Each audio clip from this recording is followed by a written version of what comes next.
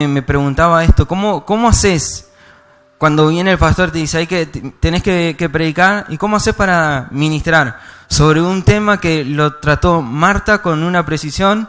El pastor también fue exacto y vos decís, ¿y ahora yo por dónde voy? ¿Por dónde voy? ¿Cómo haces?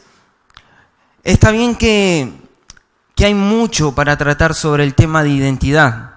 Hay muchas cosas en las que podemos tocar, porque hoy en día la identidad es lo que más está siendo afectado, lo que más está siendo golpeado.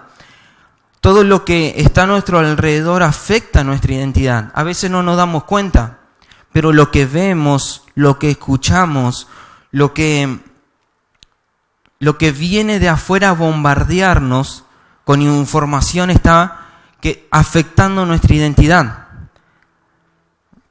Por eso es que todo lo que se suelta desde este lugar, todo lo que ustedes ven en los grupos de WhatsApp, todo viene a ayudar, a colaborar para que nuestra identidad sea afirmada. Porque necesitamos identificar qué es la moda que viene a afectar nuestra identidad, que quiere afectarnos. Porque muchas veces queremos hacer algo que es solamente una moda, que es por el simple hecho que los demás lo hacen, entonces yo lo quiero hacer. Los que son papás y tienen a sus adolescentes que están creciendo, esto lo decía Marta el otro día, ¿cómo hacen cuando vienen sus hijos y le dicen quiero ir a un baile? Ahora vos le preguntás, ¿y por qué querés ir? No tienen una respuesta exacta. Su respuesta es porque van mis amigos. O porque los demás lo hacen, entonces yo también lo quiero hacer. Y así podríamos decir con los tatuajes, con los piercings, porque es una moda, hoy está de moda, entonces queremos hacer eso, que no mejora para nada nuestras vidas. ¿En qué puede mejorar tu vida un tatuaje? A veces lo hacemos desde la ignorancia y el Señor perdona eso, pero tenemos que pensar y discernir que lo que hacemos, en qué mejora mi vida o en qué ayuda a que la vida de Cristo sea vista en mí. Puedo dar miles de ejemplos con respecto a este tema, de los que se dejan llevar por la corriente, pero ahora quiero dar un ejemplo de los que van contra la corriente, que esos son contados con los dedos, son pocos los que van contra la corriente. Por favor, busque en Daniel, capítulo 1,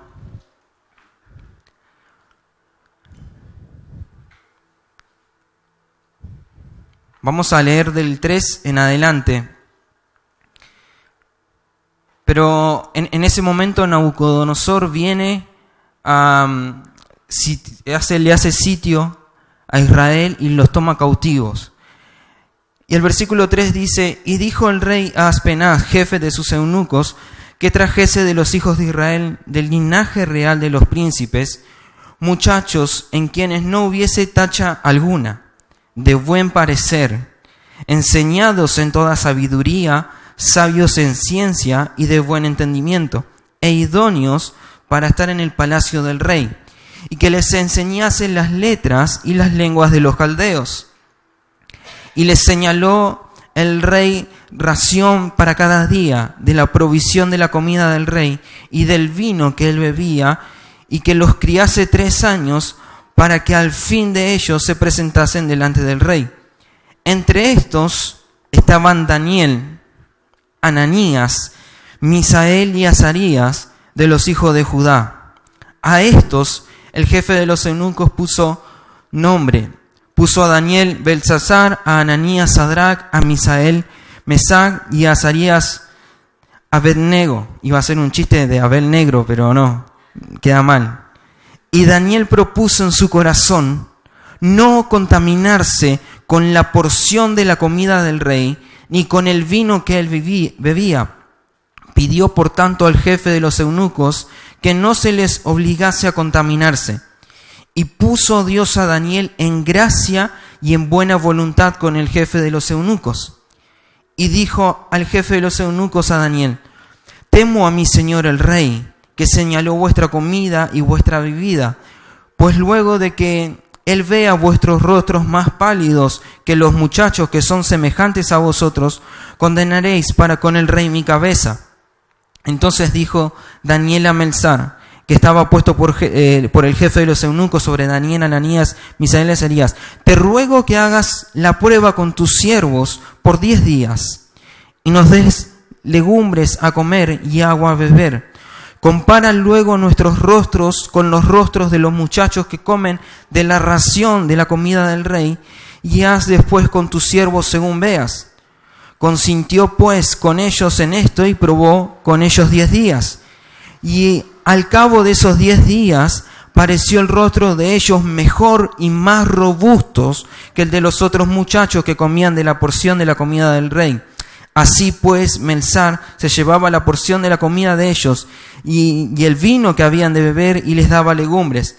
A estos 4 muchachos Dios les dio conocimiento e inteligencia en todas las letras y ciencias, y Daniel tuvo entendimiento en toda visión y sueños. Hasta ahí nomás, no íbamos a leer todo el capítulo completo. Pero había que leerlo para que entendamos todo el contexto. El pueblo de Israel es llevado cautivo. El rey de Babilonia pide que traigan de la casa del rey, traigan todos los príncipes, todos los muchachos que estaban ahí, para prepararlos, que sean preparados con toda lengua, y tenían que comer la comida que el rey comía y el vino que él bebía. ¿Qué pasa? Esa comida y ese vino eran sacrificados a sus dioses, y eso después comían. Entonces, acá aparecen esas 4 personas que deciden no contaminarse con la comida del rey. Entonces, como ellos deciden no contaminarse, le hacen un desafío al que estaba ahí con ellos, que estaban por encima, y le dice: danos 10 días donde nosotros comamos solamente legumbres y bebamos agua, y después hacemos la comparación con los demás, con los otros muchachos. Ustedes imagínense esto: todos los demás comiéndose un flor de asado, y ellos estaban comiendo legumbres y agua. Los otros estaban con vino, asado ahí, un vacío bien a la parrilla, todo, y ellos legumbres. Pero ellos habían determinado no contaminarse con la comida del rey. Eso era sacrificado a los dioses. Entonces, luego de esos 10 días, que ellos, dice que sus rostros eran mejores, eran más robustos que los que comían la comida del rey, porque por el favor del Señor ellos fueron mejores. Después dice que crecían en conocimiento e inteligencia en todas las letras y ciencias.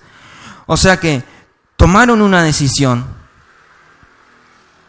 o se alimentaban de lo que el rey decía, o ellos decían no contaminarse con lo que estaba de moda, porque esa era la moda, comer la comida del rey. Entonces ellos, ¿qué hicieron? Se plantaron contra la corriente y no se dejaron llevar, no se dejaron contaminar. Y esa decisión los hizo los mejores. No se alimentaron de la comida del rey, que es la moda.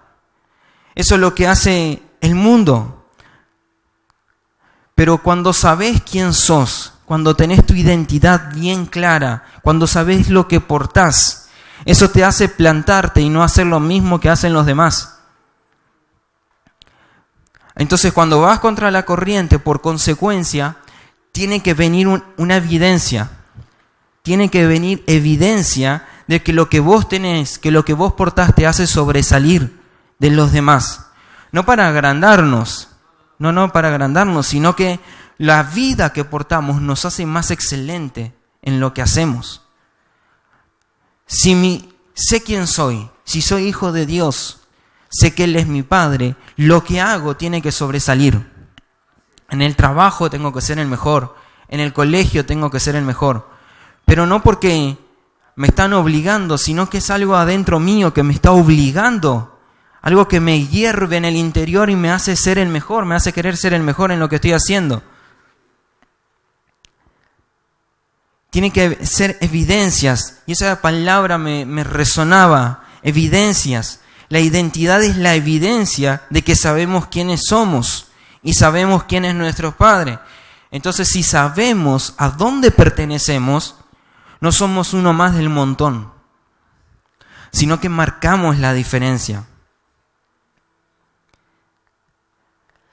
No es fácil marcar la diferencia, no es fácil, porque no es fácil ir contra la corriente.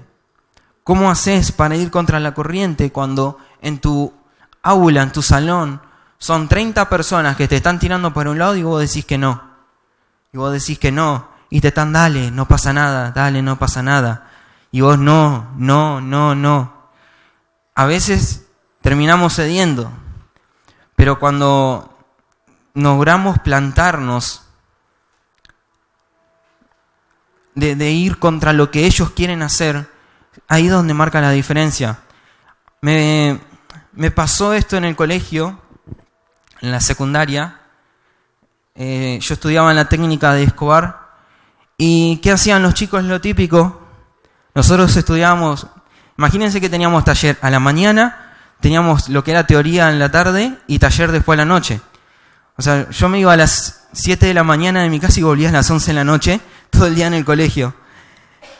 Y entonces, ¿qué pasaba? Estábamos todo el día ahí, a veces decían, che, no entremos, vámonos.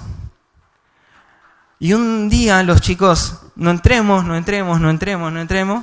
vamos. Yo decidí, yo me quedo, dale, no, porque si vos entrás nos perjudicás a nosotros. Ustedes hagan lo que quieran, yo me voy a quedar acá. Resulta que los chicos se fueron, tomaron el tren, se fueron a Otamendi. En Otamendi pasaron toda la tarde. Cuando llegan, resulta que les robaron. Uno de los chicos tenía un celular, esos cabezoncitos, pues yo le estoy hablando de esto 2000, todavía no estaba los números adelante, era 2000, 00 y otro número atrás. Y bueno, resulta que cuando estaban allá, ese chico revolea el celular para atrás, esos celulares que no se rompían. Entonces, como lo revolea, se desarma todo el celular, no lo vieron. Entonces él nos avisa que les habían robado. Les robaron los celulares que tenían, mochilas, cuadernos de comunicado, todo. Bueno, y resulta que cuando vuelven, me dicen esto: si vos hubieses estado con nosotros, no nos pasaba nada. Esa fue la frase que me dijeron. Si vos hubieses estado con nosotros, no nos pasaba nada. Ahora yo digo, si yo hubiese estado con ellos, sí hubiese pasado, porque yo estaba desobedeciendo. Si yo desobedecía, si yo no respetaba lo que yo tenía que hacer, que era entrar a estudiar, si yo estaba con ellos, yo también iba a ser víctima del robo. Pero una decisión de no ir con ellos frenó de que yo no pierda el celular en ese momento, no pierda la mochila y esas cosas. Pero fue una decisión de plantarte y no hacerle caso a lo que los demás querían. No es fácil marcar la diferencia, pero cuando Cristo toma lugar en nosotros, cuando la vida de Él empieza a crecer en nosotros, eso nos hace que sea todo más sencillo. Cuando Jesús fue tentado en el desierto, antes de que todo su ministerio comenzara, ¿qué fue lo primero que viene Satanás a atacar? Su identidad. Si sos hijo de Dios, haz que las piedras se conviertan en panes. Eso fue lo primero que viene Satanás a atacar en el desierto, la identidad. Si eres hijo de Dios, cuando nuestra identidad es afectada, no vamos a poder dar a la medida. Ahora, ¿cómo es que nuestra identidad es afectada? Porque podemos comenzar de la mejor manera, entendiendo la realidad a la que Dios nos llamó, al lugar donde Él nos posicionó. Pero sin darnos cuenta, vamos perdiendo la sensibilidad, porque se vuelve una rutina y vamos perdiendo la sensibilidad. Por favor, busque Lucas, capítulo 1, versículo 17.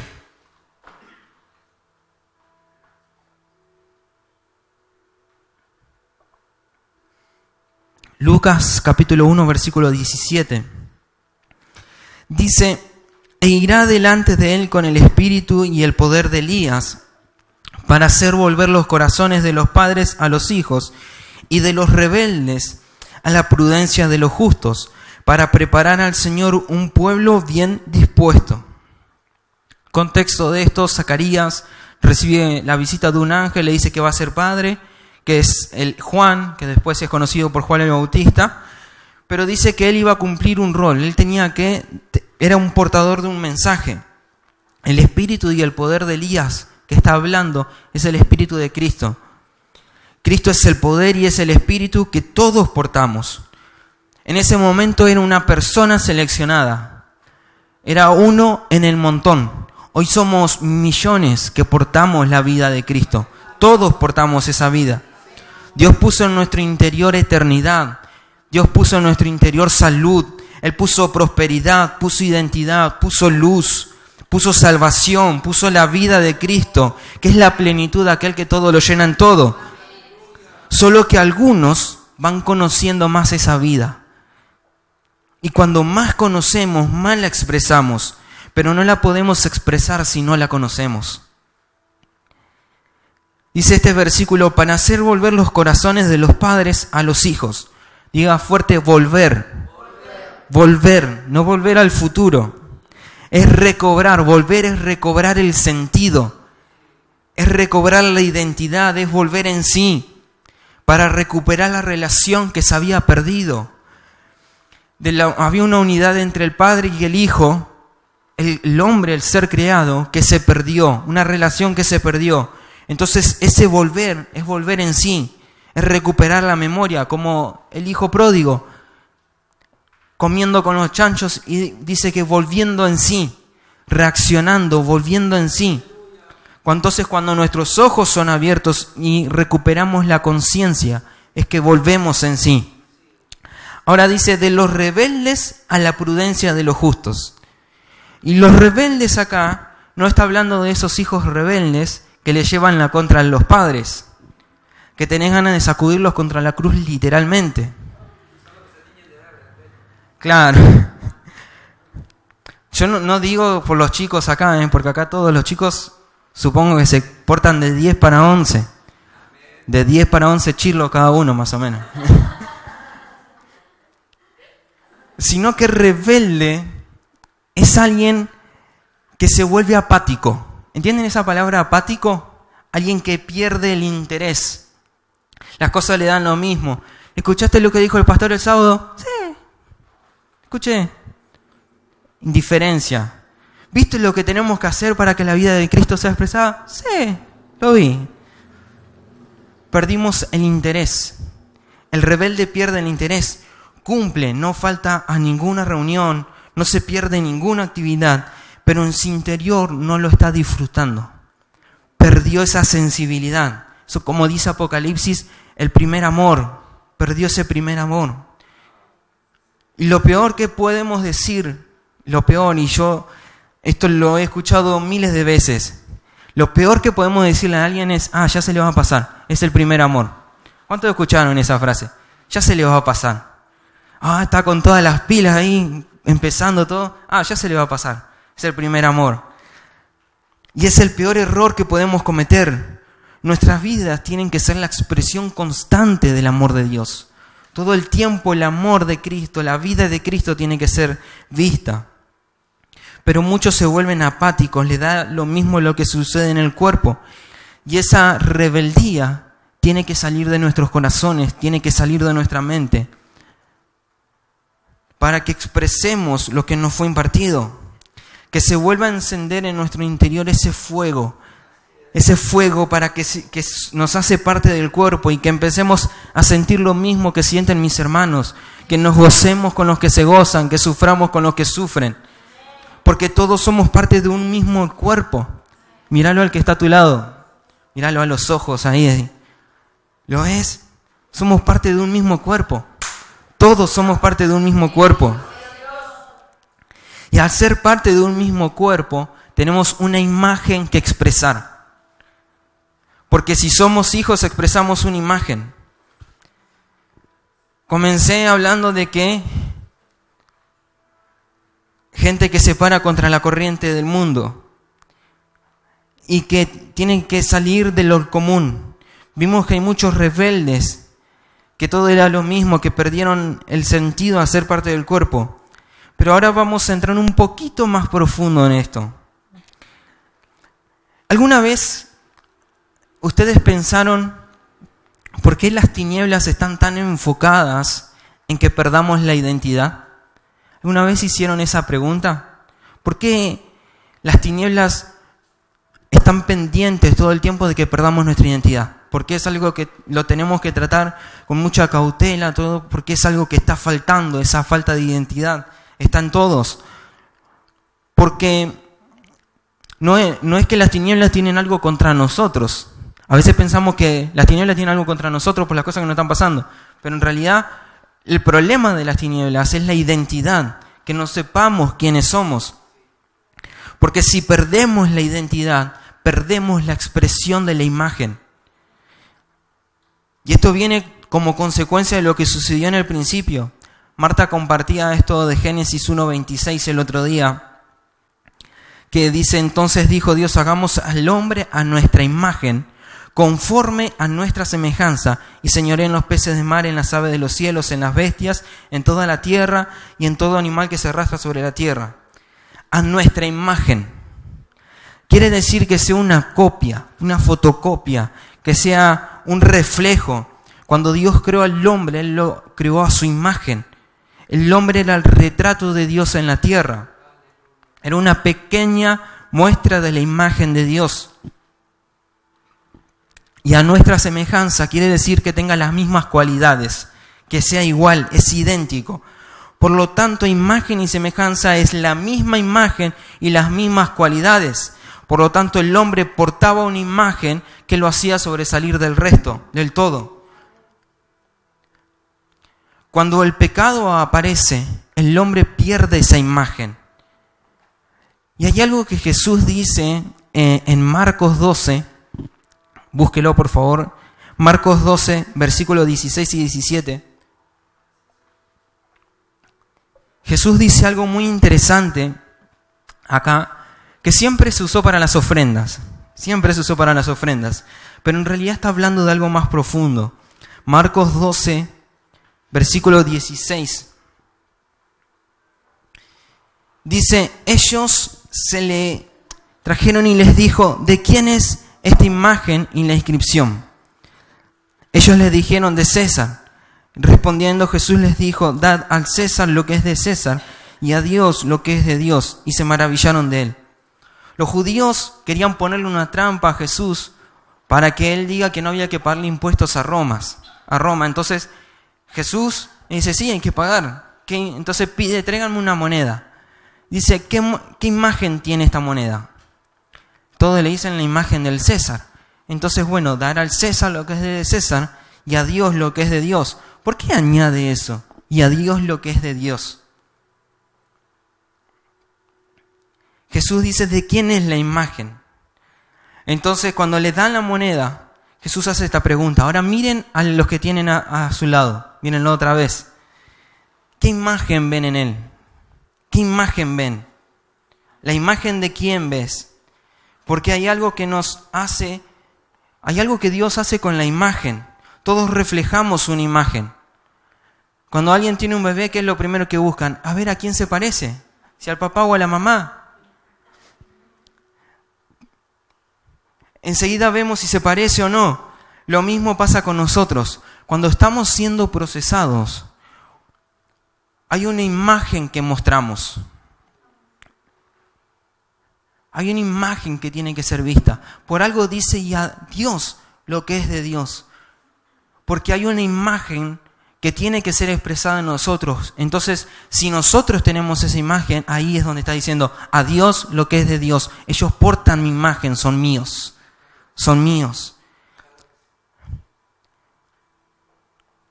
Ahora, yo voy a decir algo y no se enoje conmigo porque está en la Biblia. Si Dios tiene hijos, dice que el diablo también tiene hijos. Primera de Juan, capítulo 3, versículo 9 y 10. Yo lo voy a leer en la NTV.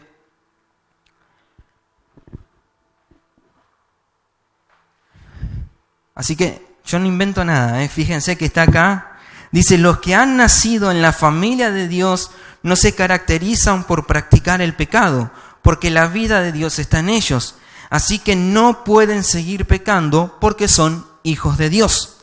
Versículo 10. Por lo tanto, podemos identificar quiénes son hijos de Dios y quiénes son hijos del diablo. Todo el que no se conduce con rectitud y no ama a los creyentes no pertenece a Dios. Juan no dio vueltas. Dice, podemos identificar quiénes son los hijos de Dios y quiénes son los hijos del diablo. Los que no practican la justicia y no aman, no pertenecen a Dios. Por lo tanto, si no pertenecen a Dios, ¿a quién pertenecen?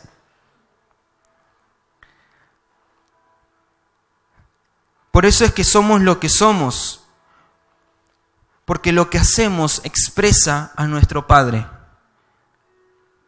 El diablo puede imitar muchas cosas de Dios, sanidades, milagros, prosperidad, puede imitar muchas cosas, pero él no es capaz de crear, él no tiene la capacidad de crear. Por lo tanto, el pecado viene a cambiarnos la imagen. Como el diablo no puede crear al hombre, no pudo crear al hombre, él quiso modificarle la imagen por medio del pecado. El pecado viene a cambiar la imagen. Por eso es que Jesús va más profundo. ¿Qué imagen tiene en esa moneda? Por lo tanto, si es del César, al César. Si tiene la imagen del pecado, darlo al diablo. Pero hubo una cruz que nos devolvió la imagen. Y si tenemos la imagen de Dios, dar a Dios lo que es de Dios. Porque todo tiene que volver a Él. Tenemos que recuperar la identidad para que la imagen celestial se manifieste. Primera de Corintios 15, versículo 47.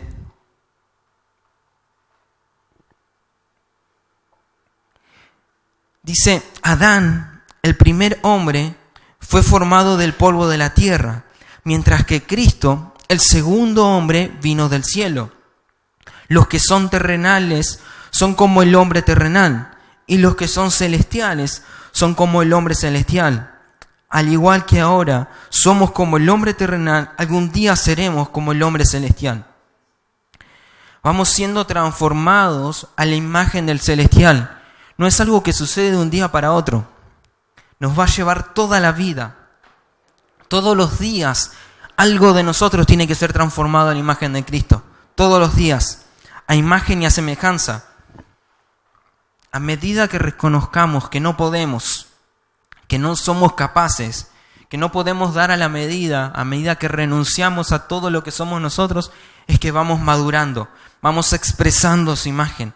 A medida que la cruz se vuelve cada día más real en nosotros, vamos tomando la forma de nuestro Padre. Es necesario la transformación, porque todo lo que está sujeto al primer Adán tiene fecha de caducidad, tiene fecha de vencimiento. Tiene tendencia a desaparecer. Por eso es que fue creado del polvo. Porque tenía que tener una fecha de vencimiento.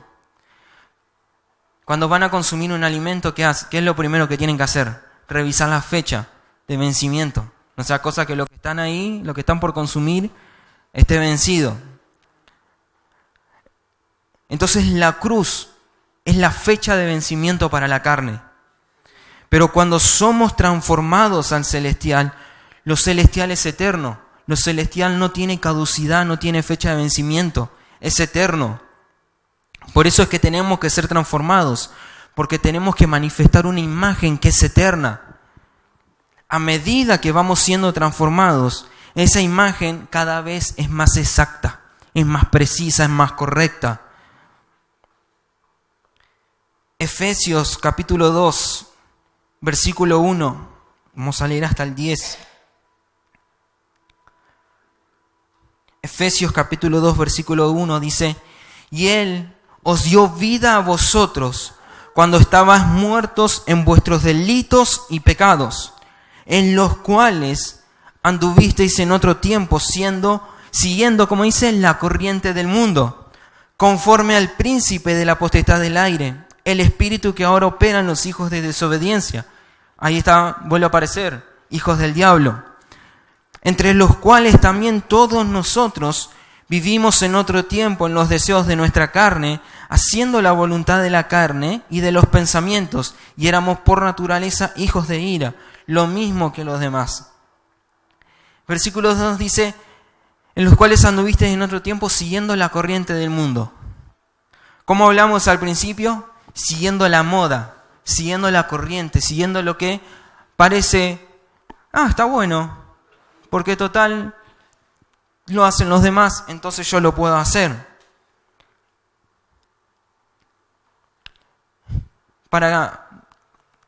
Esto creo que es clave, es para que muchas veces, para que no nos carguen. A veces tenemos tanto miedo a la gastada. Vos sos cristiano, vos sos de la iglesia. A veces tenemos tanto miedo a esa cargada y en realidad lo que portamos nos hace ser firmes. Lo que portamos es mucho más glorioso. Entonces una cargada no nos tiene que afectar. Vos sos cristiano, no, jaja, y se te rían en la cara. Eso no nos tiene que afectar, porque lo que portamos es mucho más glorioso. Versículo 4 dice, pero Dios, que es rico en misericordia, por su gran amor con que nos amó, aun estando nosotros muertos en pecados, nos dio vida juntamente con Cristo. Por gracia sois salvos, y juntamente con Él nos resucitó. Y asimismo nos hizo sentar en lugares celestiales con Cristo Jesús, para mostrar en los siglos venideros las abundantes riquezas de su gracia en su bondad para con nosotros en Cristo Jesús. Para mostrar en los siglos venideros. Porque para mostrar hay algo que tenemos que evidenciar. Hay algo que tiene que reflejarse en nosotros. Y es la imagen del Señor. ¿Cómo es que dice en los siglos venideros? Si nosotros no llegamos a vivir un siglo hoy en día. ¿Cómo puede ser en los siglos venideros? Porque la imagen del Señor es eterna. Entonces todas las generaciones vamos siendo parte de esa imagen. La generación que viene tiene que ser más clara, más expresiva en la imagen del Señor. Tenemos que dejarle una base más amplia, la imagen de Cristo más exacta. Versículo 8, porque por gracia sois salvos por medio de la fe, y esto no de vosotros, pues es don de Dios, no por obras para que nadie se gloríe, porque somos hechura suya, creados en Cristo Jesús para buenas obras, las cuales Dios preparó de antemano para que anduviésemos en ellas. Pablo cambia totalmente el paradigma acá. Creados en Cristo Jesús, dice Pablo. Creados en Cristo Jesús. No dice ustedes que fueron creados del polvo. Sino dice que nosotros fuimos creados en Cristo Jesús. Es decir, que fuimos creados en la eternidad. Por lo tanto, nuestra identidad no es afectada, no tiene que ser afectada por las circunstancias momentáneas. No tiene que ser afectado por nuestro entorno. Tu identidad está en Cristo. Fuimos creados en Él. Por lo tanto, el pasado queda atrás. Lo que hiciste queda atrás. Porque en Cristo somos nuevas criaturas por medio de su gracia.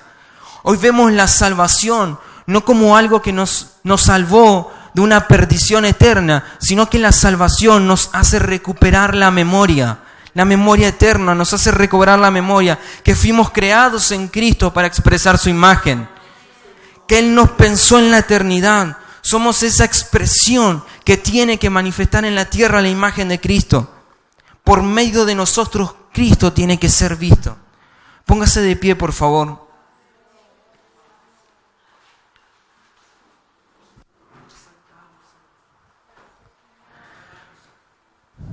No se trata de nosotros, se trata de Cristo. Él es la imagen del Dios invisible. ¿Cómo vemos algo invisible? Por medio de mi hermano, por medio de los que estamos acá, por medio de cada uno de ustedes, la imagen de Cristo es vista. A medida que vamos conociéndolo, a medida que nos rendimos en Él, nos sumergimos en Él, nos sumergimos en su presencia, nos sumergimos en su persona, a medida que nos rendimos, Cristo es expresado. Cristo es expresado. Todo se trata de Él. No se trata de, a ver, Dios, ¿qué me podés dar? Dios, a ver, necesito que seas el mago de la lámpara, frotar un poquito a ver si Dios me da algo. Dios ya nos dio todo, en Cristo tenemos todo, estamos completos, su vida está en nosotros, por lo tanto estamos completos. Ahora esa imagen, esa plenitud tiene que salir, tiene que empezar a desbordar de nosotros y que Cristo sea visto, pero sin que nos rindamos, sin nuestra rendición, Cristo no puede ser expresado. Si yo no renuncio a todo lo que soy, Cristo no puede ser expresado. Si yo no renuncio a todos mis pensamientos, Cristo no puede ser expresado.